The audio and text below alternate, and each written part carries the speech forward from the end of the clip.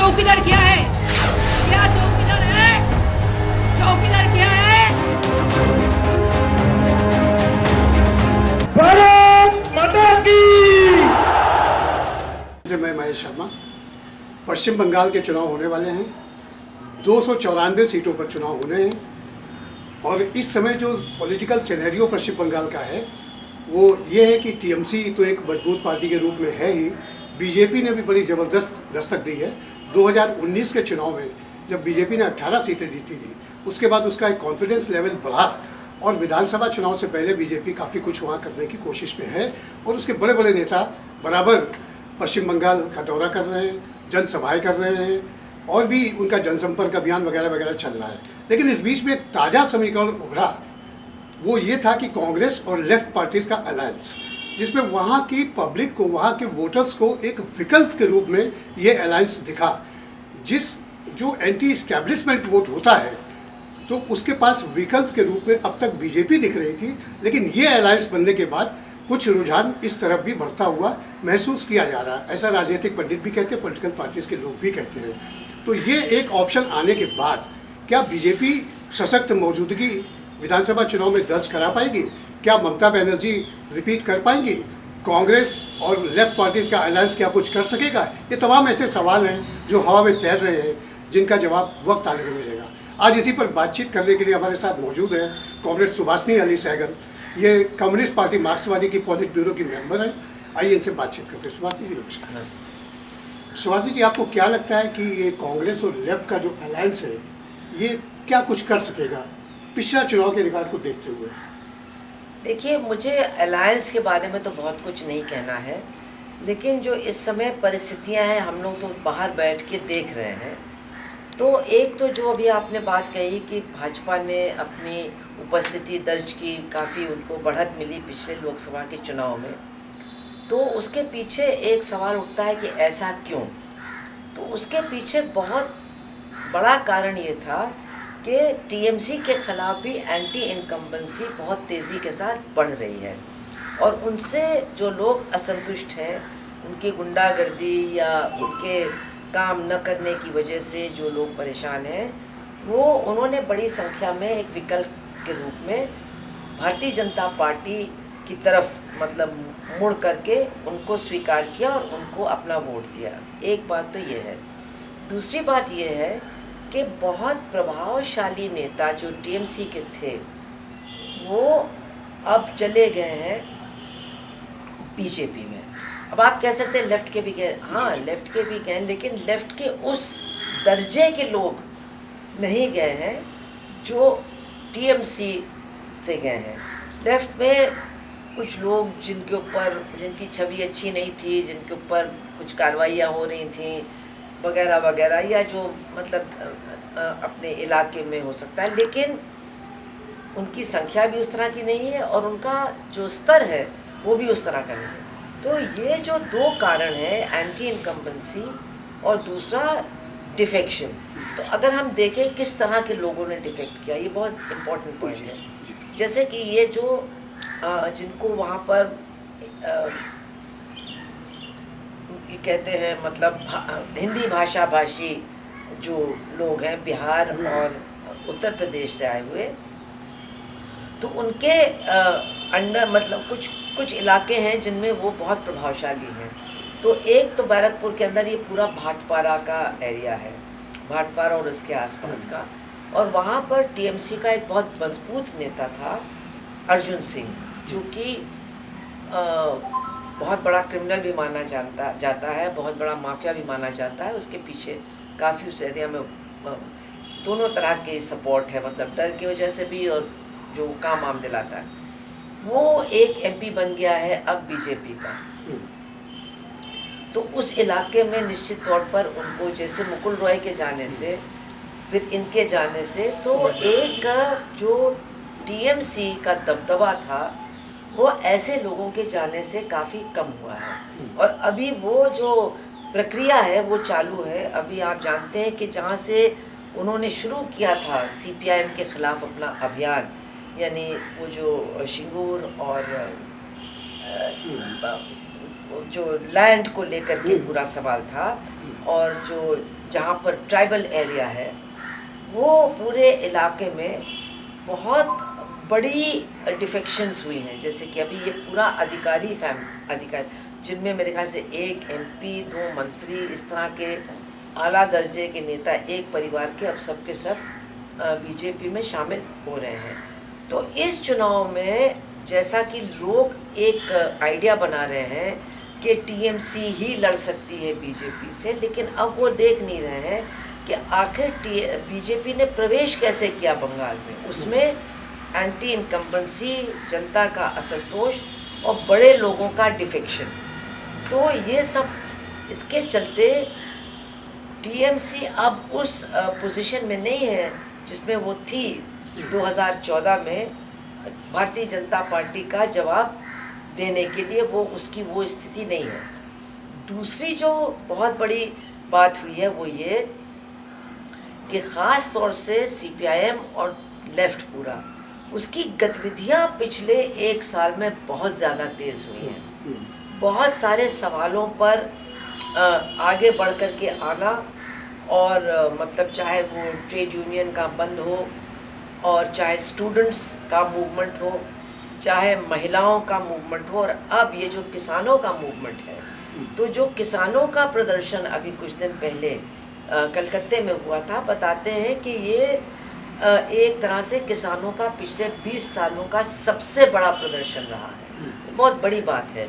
और इसके साथ साथ जिन इलाकों में, जैसे झारग्राम, जैसे ये जहाँ की ये अधिकारी हैं, ये सिंगूर का इलाका, यहाँ पर जहाँ से सीपीआईएम को बिल्कुल भगा दिया गया था, हमारे कार्डर्स को भेज दिया था, हमारे दफ्तर बंद थे, अब वहाँ भी हमारा फिर से प्रवेश शुरू हो गया है। हम अपने दफ्तरों में जा रहे हैं, अपने दफ्तर फिर से अपने हाथ में ले रहे हैं, हमारी गतिविधियाँ शुरू हो गई हैं। और झारग्राम में तो बहुत बड़े पैमाने पर लोगों ने हमको खिजूरी झारग्राम में वेलकम किया है, और जो लोग माओवादियों के साथ थे और टीएमसी के साथ भी थे, उनका एक तरह से वहाँ पर लोग बहिष्कार कर रहे हैं। तो ये भी एक बात है जिसको न तो नेशनल मीडिया बहुत गंभीरतापूर्वक ले रहा है और न लोगों को इसकी बहुत बड़ी जानकारी है, लेकिन ये ग्राउंड लेवल पर बहुत तेज़ी के साथ ये चेंज आ रहा है। एक बात ये है कि टीएमसी से जो लोग डिफेक्ट करके बीजेपी का दामन थाम रहे हैं, वो ज़्यादातर सावधा स्कैम जैसे तमाम घोटालों में दागी हैं, या शुभेंदु अधिकारी जैसे लोग जो एक अपना वर्चस्व चाहते थे। लेकिन बीजेपी के पास कोई भी फेस, बंगाली फेस कोई पश्चिम बंगाल में नहीं है जिसको वो आगे करके चुनाव लड़े। दूसरी बात ये है कि बीजेपी का जहाँ एक तरफ ये है कि एंटी इनकम्बेंसी की बात है, टीएमसी की तो वो बात मानते हैं पिछले दो बीजेपी के खिलाफ भी एंटी इनकम्बेंसी है, वो ये भी है। ठीक है, तो ऐसी स्थिति में सेंट्रल गवर्नमेंट के खिलाफ भी जबरदस्त एंटी इनकम्बेंसी। ऐसी स्थिति में कांग्रेस और लेफ्ट पार्टीज का जो गठजोड़ है, ये चुनाव में क्या प्रभाव डाल सकता है, किस तरह प्रभावी हो सकता है? हमारा ये मानना है कि मुझे नहीं, देखिए मैं आपको बता दूं, मुझे नहीं लगता कि कांग्रेस का उस तरह का वर्चस्व जैसा एक ज़माने में था। उनके कुछ पॉकेट्स हैं जहाँ पे वो स्ट्रॉन्ग है, और ये भी बात सही है कि बीजेपी ने सांप्रदायिकता का और अलग अलग तरह की आइडेंटिटी पॉलिटिक्स, पहचान की राजनीति का फ़ायदा लेकर के उत्तर बंगाल में अपनी पैठ को बढ़ाया है। लेकिन ये भी बात सही है कि ये जो कॉमन मूवमेंट्स लेफ्ट के नेतृत्व में शुरू हो गई हैं, जो तमाम लोगों को जोड़ने का काम करती हैं, इसका असर भी निश्चित रूप से चुनाव के अंदर देखने को मिलेगा, और आगे की राजनीति में ये मुझे लगता है ये रंग लाएगी। इसलिए जो लोग एक बहुत मैकेनिकल बात करते हैं, सबको एक हो जाना चाहिए, लेकिन अभी जैसे केरला में जो लोकल बॉडीज़ के चुनाव होते हैं, एक्चुअली उसको लोग असेंबली के चुनाव से भी ज़्यादा महत्वपूर्ण समझते हैं। तो वहाँ भी 3 लोग लड़ रहे थे, मतलब एलडीएफ था, यूडीएफ था और बीजेपी था, और एलडीएफ ने बहुत शानदार जीत हासिल की। तो हर स्टेट की परिस्थितियाँ अलग हैं, कोई ज़रूरी नहीं है कि सब एक हो जाएं तभी जा कर के मतलब बीजेपी को हराया जा सकता है। कहीं पर वो सही है, कहीं पर वो सही नहीं है। और बंगाल में चूँकि दोनों जो रूलिंग पार्टीज़ हैं, बीजेपी सेंटर में है और टीएमसी स्टेट में, दोनों ही के खिलाफ एंटी इनकम्बेंसी काफ़ी मतलब प्रबल होती जा रही है। इसलिए हमें लगता है कि शायद ये थिंकिंग सही नहीं होगी, और ये जो लेफ़्ट और उनके साथ, क्योंकि लेफ़्ट भी बहुत बड़ा है, सिर्फ लेफ़्ट और कांग्रेस नहीं है, CPIM, तमाम लेफ़्ट पार्टीज, तमाम ग्रुप्स एंड कांग्रेस, ये जो है अगर ये मोमेंटम अपना बनाए रखेगा स्ट्रगल्स का, और ये जो किसान आंदोलन है इसको लेकर के उनकी सक्रियता बढ़ती रहेगी, तो हमें लगता है कि कुछ उम्मीद की जा सकती है कि लेफ्ट भी आगे आएगा और बीजेपी को भी रोकने अच्छा, में। एक रिसेंटली एक आइडिया फ्लोट किया गया लेफ्ट पार्टी से, CPIML की तरफ से, उनके जो सेक्रेटरी जनरल दीपांकर भट्टाचार्य, उन्होंने कहा है कि बीजेपी से मुकाबला करने के लिए हमें TMC को भी साथ लेना चाहिए, और TMC ने उनके इस बयान का कोई खंडन, कोई प्रतिवाद नहीं किया, ऐसा लगा एक मौन समर्थन। अभी दीपांकर भट्टाचार्य के उस बयान के बाद उनसे पूछा गया जी, और उन्होंने स्पष्ट कर दिया कि TMC के साथ कोई अलायंस नहीं हो सकता है। तो मैं उनकी तरफ से बोलने के लिए बिल्कुल तैयार नहीं हूँ, मैं उनकी पार्टी में नहीं हूँ। आपको उनसे जो कुछ पूछना है आप उन्हीं से पूछिए, क्योंकि उनका जो लेटेस्ट बयान है वो ये है, तो वो अपनी बात रख सकते हैं, लेकिन अब वो एक्चुअली क्या कहना चाहते हैं और आगे क्या होगा, अभी तो वो हमारे ही साथ हैं बंगाल के अंदर, और हमको लगता है चुनाव तक निश्चित रूप से, और चुनाव के बाद भी हमारे साथ रहेंगे। अब वो अपनी एक फीलिंग को जाहिर कर रहे हैं, उसको उसकी आज़ादी है उनको, लेकिन उसके बिल्कुल विपरीत भी उन्होंने एक स्टेटमेंट दिया है अभी हाल में, उसके बाद। जी, आपको क्या लगता है कि कांग्रेस और लेफ्ट का जो अलायंस है, इनका कोई कॉमन मैनिफेस्टो आ सकता है या सेपरेट मैनिफेस्टो पे लड़ सकती है? मुझे लगता है कि बहुत मुश्किल है, क्योंकि इसमें कोई प्री एक्सरसाइज तो चल रही है अभी ऐसा कुछ नहीं, क्योंकि अभी तो 1 पॉइंट प्रोग्राम है कि बीजेपी को हराना है और TMC को भी हटाना है, लेकिन कॉमन प्रोग्राम बहुत मुश्किल है, क्योंकि जहाँ तक आर्थिक नीतियों का सवाल है, तो आर्थिक नीतियों के स्तर पर तो कांग्रेस और बीजेपी के बीच में कोई बहुत बड़ा अंतर नहीं है, और कांग्रेस का क्या अभी आगे क्या हश्र होने वाला है उसके बारे में भी कुछ कहना बहुत मुश्किल है। तो ऐसा क्या आपको क्या लगता है कि जैसे जो लेफ्ट पार्टीज हैं आपकी पार्टी के नेतृत्व में, जो कांग्रेस से सालों साल लड़ते रही और उसके बाद में सत्ता हासिल की, 23 साल तक राज किया, अब फिर कांग्रेस के साथ अलायंस करके कंफर्टेबल आज की तारीख में महसूस करेंगे? हालांकि पहले भी अलायंस रहा, लेकिन बहुत अच्छी परफॉर्मेंस नहीं। कंफर्टेबल की बात नहीं है, कंफर्टेबल की बात नहीं है, राजनीतिक सोच की बात है कि आज देश को ज़रूरत किस बात की है। हम लोगों का मानना है कि देश को सबसे बड़ी ज़रूरत है कि भारतीय जनता पार्टी जाए, हारे, इसको हराया जाए, क्योंकि ये देश का नाश कर रही है, हर स्तर में, हर क्षेत्र में नाश कर रही है। और अभी जो उसका एक ये चेहरा इतना कठोर और इतना निर्मम चेहरा दिखाई दे रहा है किसानों के प्रति, उसको लेकर के काफ़ी हद तक लोगों में जो उसके प्रति बहुत एक अच्छी भावना थी वो भी काफ़ी कम हुई है। इसमें हमारी कोई दो राय नहीं है, भारतीय जनता पार्टी को तो हटाना ही हटाना है।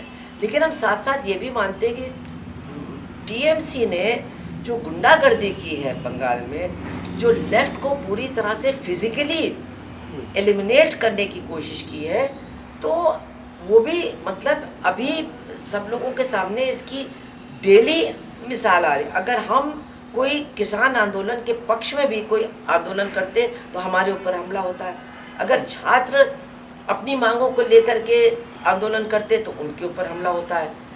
उनके नेता जाकर के रोहित वेमुला के सवाल पर सेंट्रल यूनिवर्सिटी में भाषण देते हैं, लेकिन बंगाल में अगर SFI के बच्चे उस सवाल को लेकर के धरना प्रदर्शन करते तो उनकी पिटाई होती है। तो ये जो उसका दोहरा चरित्र है और दोहरा मतलब उसकी जो असलियत है कि वो मतलब उसने कोई कसर बाकी नहीं छोड़ी लेफ्ट को ख़त्म करने के लिए, जो कि बहुत नुकसानदेह रहा है बंगाल के लिए। उसने भी बहुत मदद की है बीजेपी के प्रवेश में। अच्छा, पश्चिम बंगाल के इलेक्शन में जो इश्यूज हैं, किसान का इशू हो, चाहे बेरोजगारी का हो, महंगाई का हो, तो इसमें आपको क्या लगता है सबसे टॉप का कौन सा इशू कंसिडर किया जा सकता है कमिंग इलेक्शन में? देखिए, टॉप का इलेक्शन तो है स्टॉप बीजेपी, उसमें कोई दो राय नहीं है। तो उस मुद्दों पर आप और जो उसको? ये भी एक मुद्दा है, क्योंकि बीजेपी आ रही है एक जबरदस्त सांप्रदायिक एजेंडे को लेकर के, वो वहाँ आती है और सांप्रदायिकता फैलाना शुरू कर देती है।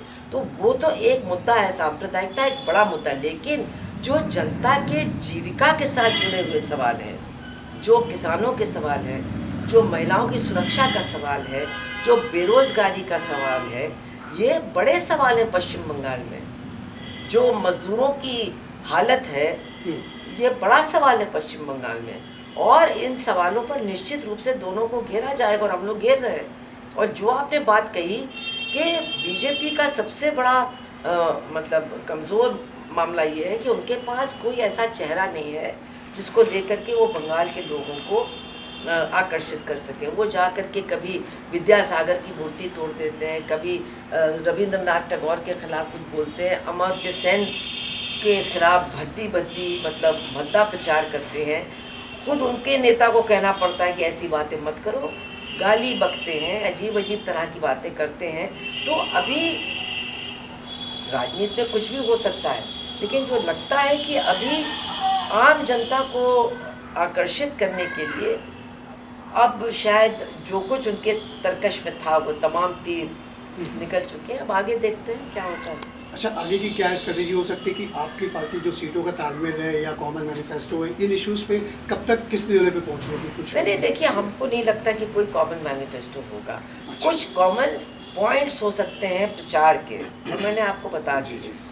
सीटों को तालमेल को लेकर के कितने सीटों पे आप लड़ेंगे? नहीं, वो तो 294 में से 292 सीटों पे इलेक्शन होना है वहाँ, तो वो तो वहाँ के लोग आपस में तय करेंगे, उसमें हम लोगों को आप तो नहीं, वो लोग स्टेट कमेटी अपना निर्णय लेकर के भेजेगी पीबी को, फिर देखा जाएगा। ये कब तक होने की उम्मीद है? अरे अभी तो चुनाव मेरे ख्याल से मार्च में होंगे, तो हमारी पीबीसीसी है जनवरी एंड तक मेरी हमारी पीबीसीसी है, तो वहाँ आ जाएगा जनवरी एंड तक शायद हो सकता है हो जाए। लेकिन सीटों का तालमेल आप एक पार्टी हो तो भी चुनाव के 1-1.5 महीने पहले ही हो पाता है, और अगर कई पार्टियां होती हैं तो थोड़ा उसमें समय लगता है, हम कह नहीं सकते हैं कब तक हो जाएगा। तो वहाँ जो कांग्रेस के अध्यक्ष हैं अधीर रंजन जी, वो तेज तर्रार नेता माने जाते हैं, आपको लगता है कि एक अंडरस्टैंडिंग डेवलप हो पाएगी? देखिए, वो भी शुरू से ममता बनर्जी के खिलाफ रहे हैं। जब शुरू में कांग्रेस ने ममता बनर्जी के साथ समझौता किया था तब भी वो खिलाफ थे, तो वो भी उनका क्लियर है इस पर अंडरस्टैंडिंग। बात वो तो बातचीत तो चलेगी। आखिरी प्रश्न, आपको क्या लगता है कि आपका अपना असेसमेंट क्या है कि क्या हो सकता है? देखिए, हम ज्योतिष नहीं करते, क्योंकि अब ज्योतिष से आप आकलन तो कर सकते हैं। अरे देखिए, आकलन कोई नहीं कर सकता है। अब उस टाइम नहीं, हमने आपको आकलन सब बता दिए, लेकिन कोई जो घटना हम अभी देख नहीं रहे वो घटना एकदम से घट जाए। अच्छा, टीएमसी और बीजेपी में दुश्मन नंबर 1 आपके कौन है? तो बीजेपी।